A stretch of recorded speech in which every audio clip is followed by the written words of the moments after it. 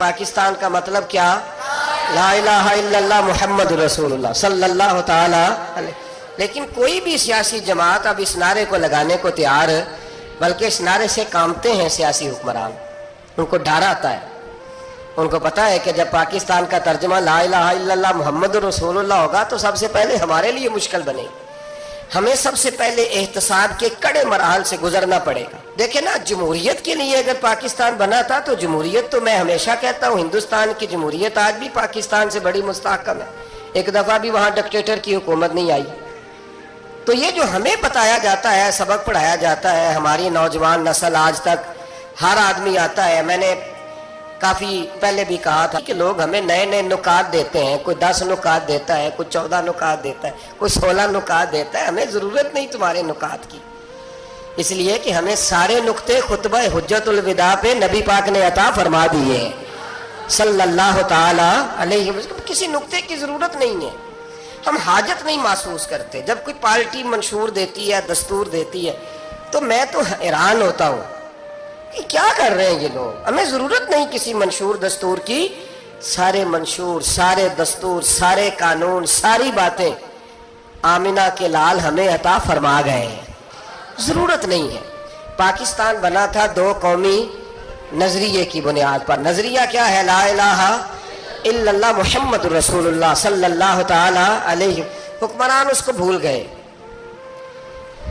और उन्होंने कौम की जहन साजी इस तरह की, मीडिया को साथ मिला के बच्चों का जहन इस तरह का बनाया कि कौम भी तैयार नहीं होती। निज़ाम मुस्तफ़ा सल्लल्लाहु अलैहि वसल्लम के लिए कौम तैयार है।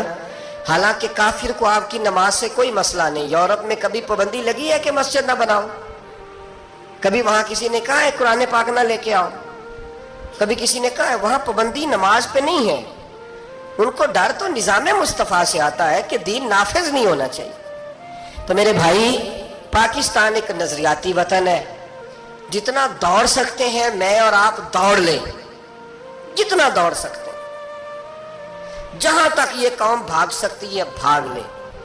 ये इस चेहरे को अपना ले या इस चेहरे को अपना ले या इसको आजमा के देख ले। चूंकि इस वतन की बुनियाद कलमा है, तो यहां सुकून भी उसी वक्त आएगा जब हुकूमत भी कलमे वाले रसूल की आएगी सल्लल्लाहु ताला अलैहि वसल्लम सल्लल्लाहु ताला।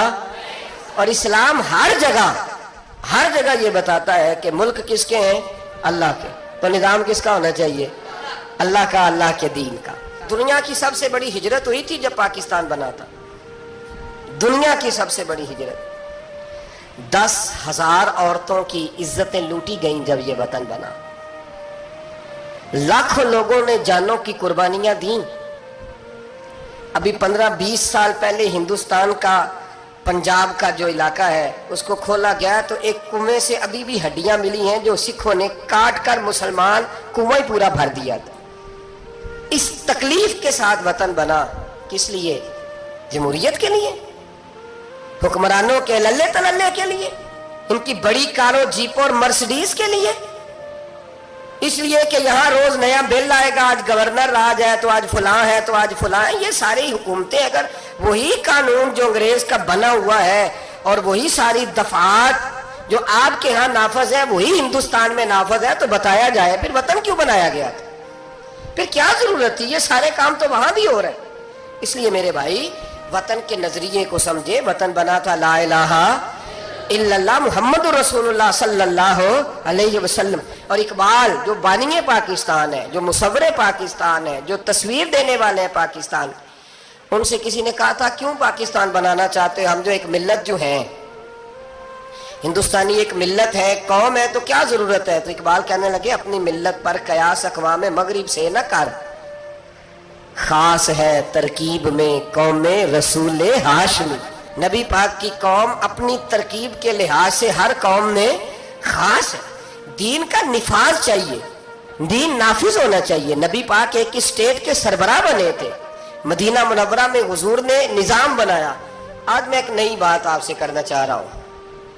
रोना रोते ज़माने बीत गए, अब आगे की तरफ देखना है। जो कौमें माजी की लकीर पीटती रहती हैं वो मायूस हो जाती हैं, उनके जज्बे टूट जाते हैं। अब माजी को पीटने की बजाय मुस्तकबिल की रोशनी को देखना चाहिए। ہمیں نبی پاک صلی اللہ علیہ وسلم نے کسی وطن کی تعمیر کے لیے جو جذبات دیے ہیں ان جذبات پر ہمیں غور کرنا چاہیے. حکمران تو جو کر رہے ہیں وہ تو کر ہی رہے ہیں، اور جو وہ کریں گے وہ بھی سب کو نظر آ رہا ہے، اور ہمیں سمجھ لگ رہی ہے کہ آئندہ بھی کیا ہونے جا رہا ہے، ہم نے کیا کرنا ہے. ایک جملہ میں کہنے لگا ہوں، اگر کسی کو تکلیف ہو تو مجھے خوشی ہوگی. ایک جملہ میں کہنے لگا ہوں، اگر کسی کو پریشانی ہوگی تو مجھے بڑا ہی اچھا لگے گا. کسی بڑے آدمی کو پریشانی ہوگی تو مجھے خوشی ہوگی. وہ جملہ کیا ہے وہ سن لیں. یہ ملک حکمرانوں کا نہیں ہے، یہ ملک عوام کا ہے. اس لیے کہ حکمرانوں کے بچے تو یورپ میں رہتے ہیں، ان کی تو ٹکٹیں بک ہوتی ہیں. جب تک یہ اسمبلی میں ہوتے ہیں یہاں ہوتے ہیں، اور جب حکومتیں ختم ہوتی ہیں تو یہ یہاں موجود. ان سب کے تو باہر کاروبار ہیں، رہائشیں ہیں، اولادیں ہیں. تو یہ وطن کس کا ہے؟ پاکستان وطن کس کا ہے؟ یہ ہمارا وطن ہے، یہ حکمرانوں کا نہیں ہے. دیکھیں نا، گھر اس کا ہے جس نے گھر کے اندر رہنا ہے. جس نے گھر میں رہنا نہیں اس کا وطن ہے. ہم نے رہنا ہے، ہماری نسلوں نے رہنا ہے. ہمارے ماں باپ رہے، ہم رہ رہے ہیں، ہماری آنے والی نسلیں رہیں گی. تو وطن پھر کس کا ہوا؟ ہمارا. حکمرانوں کا وطن گھر جو ہمارا ہے، تو ہم کسی کے ذمہ کیوں لگاتے ہیں؟ ہم اپنے وطن کا خود خیال کیوں نہیں کرتے؟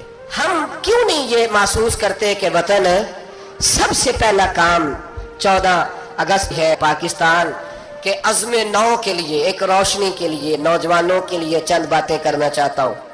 پہلی بات اپنے ذہن میں بنائیں کہ وطن کی جو محبت ہوتی ہے نا، حب الوطن من الایمان، وطن کی محبت ایمان کا حصہ ہوتی ہے.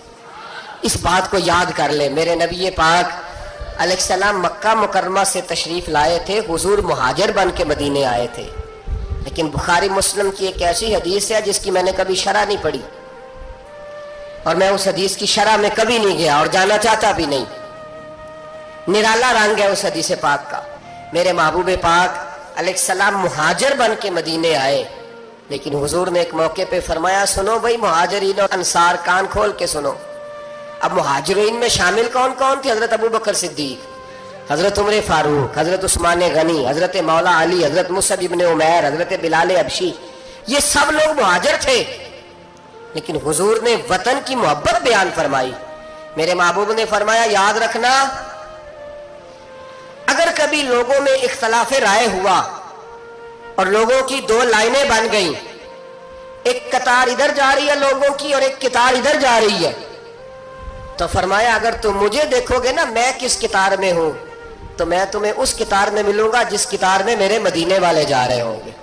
میں کہہ رہا ہوں بلا تبصرہ، بغیر تشریح کے اس روایت کو دیکھیے گا. حضور نے اپنے وطن سے پیار کیا اور اپنے وطن کے لوگوں سے محبت فرمائی. حضرت ابو ہریرہ فرماتے ہیں، جب ہم سفر سے واپس آتے تھے نا، سفر سے واپس لوٹتے تھے اور مدینہ منورہ کی عمارتیں نظر آتی تھی، مکانات نظر آتے تھے، تو ہم حضور کا جذبہ دیکھتے. میرے محبوب پاک گھوڑے کو تیز کر دیتے، سواری کو دوڑاتے. یا رسول اللہ کیا ہوا؟ فرمایا جلدی کرو، میرا شہر آ گیا ہے، میرا علاقہ آ گیا ہے. حضور نے اپنے وطن سے پیار کیا، اگرچہ اس وطن کی انفرادیت اپنی جگہ پہ ہے، اس کی عظمت اپنی جگہ. ایک پہلو ان حدیثوں سے یہ بھی ملتا ہے کہ جس جگہ ہم رہتے ہیں ہمیں اس وطن سے پیار ہونا چاہیے، ہمیں پاکستانی ہونے پر فخر ہونا چاہیے. مدینے کے بعد، مکے کے بعد اگر ہمیں کسی وطن سے پیار کرنا چاہیے تو پاکستان سے کرنا چاہیے. اس کی گلیوں سے، اس کے کھیتوں سے، اس کے کھلیانوں سے، اس کے گاؤں سے، اس کے شہروں سے ہمیں پیار کرنا چاہیے، ہمیں محبت کرنی چاہیے. ہمارا معاملہ کیا ہے؟ ہم صرف اپنے گھر سے پیار کرتے ہیں.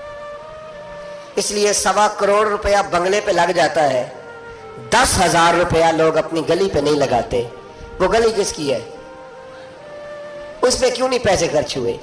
کہتا ہے وہ ٹیکس دیتا ہوں تو ٹیکس والے خرچ کریں گے. او خدا کے بندے، وطن تیرا ہے تو گلی بھی تیری ہے، اس کی تعمیر کی ذمہ داری بھی تیری ہے. تو چھوڑ، اگر وہ اتنے ہی اچھے ہوتے تو اب تک سنور نہ گیا ہوتا. تو اپنی گلی کا خیال کر، تو اپنے علاقے کا خیال کر، تو اپنی بستی کا خیال کر، تو توجہ دے، تو اس کی تعمیر میں کردار ادا کر. الیکشن آیا تو لوگوں نے کوڑے کی تصویریں کھینچ کھانچ کے سوشل میڈیا پہ ڈالی. فلاں ایم صاحب نے بھی اپنے علاقے سے کوڑا نہیں اٹھوایا، فلاں نے بھی کوڑا نہیں اٹھوایا، فلاں نے بھی کوڑا نہیں اٹھوایا. کوڑا جب بارش ہوتی ہے تو تعفن پھیلتا ہے. مجھے کچھ سانس میں تکلیف ہوئی تو ڈاکٹر صاحب سے جب میں نے مشورہ کیا تو وہ مجھے کہنے لگے کوئی تعفن والی جگہ نہیں ہونی چاہیے, اس سے آپ بچیں, درختوں کے پاس رہیں, پتوں کے پاس رہیں جہاں سے آکسیجن تازی ملے. اور یہ ضرورت صرف مریض کی نہیں ہے, یہ ہر اس شخص کی ضرورت ہے جس کی سانسیں چل رہی ہیں, اس کو اس کی حاجت ہے. کوڑے پر جب بارش پڑتی ہے تو تعفن پھیلتا ہے, ایسی سخت بدبو آتی ہے جس